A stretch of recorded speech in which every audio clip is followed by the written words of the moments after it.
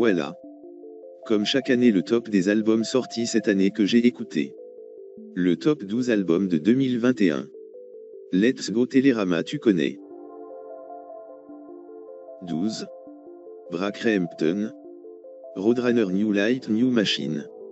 Brockhampton qui ne déçoit pas malgré la déflation de leur hype. L'album est parfois un poil inégal, mais lorsqu'il frappe, il frappe fort. 2 des meilleurs morceaux de l'année. 11. Lil Aîné ASX. Mantero. Banger sur Banger. 10.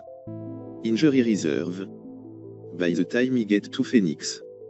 Le groupe légendaire fait son dernier album en essayant de digérer et intégrer la mort d'un de leurs membres.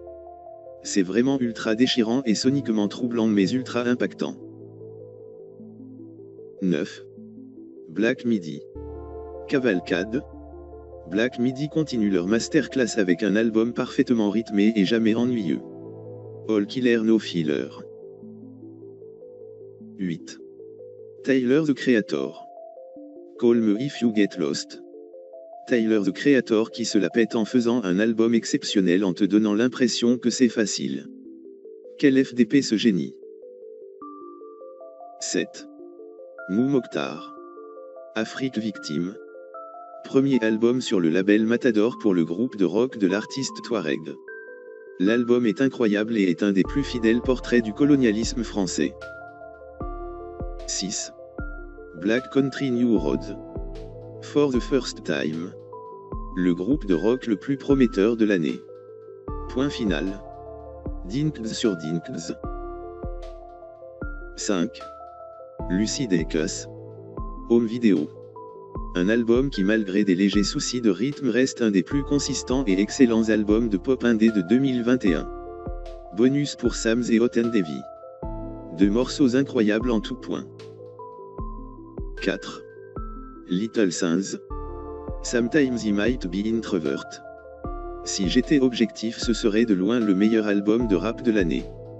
Constamment un travail de maître, que ce soit en production ou en talent lyrique, avec certaines des paroles les plus poignantes de l'année. Masterclass. 3. Kanye West. Donda. Un album trop long, inconsistant et situé au milieu d'un bordel médiatique épuisant. Mais quand cet album tape juste, il fait de loin les meilleurs morceaux de l'année. La production de Kanye est froide et spatieuse et te donne l'impression d'être au milieu d'un stade gigantesque. Jésus l'or est merveilleux et comme tout l'EF est mon deuxième morceau préféré de l'année. L'album est une putain de perf artistique avec une des identités artistiques parmi les plus mémorables depuis longtemps. 2. Porter Robinson. Nurture. Une réflexion sur la création sous fond d'un mélange entre ambient et EDM infusé de pianos et d'orchestration vaguement d'influence japonaise. C'est une dinguerie et un des albums qui a le plus résonné avec moi. 1. Linga Ignota. Sinner Get Ready. Congrats Linga-Bagnota-Ba. Incroyable tout simplement. J'ai écouté cet album une première fois et j'avais aimé. La deuxième écoute a été l'une des plus puissantes de ma vie. Sinner Get Ready est devenu instantanément un de mes albums préférés tant il a connecté avec mon expérience, ma vie, tout en étant une des expériences sonores les plus phénoménales que j'ai pu vivre. J'en fais des caisses mais c'est pas pour rien.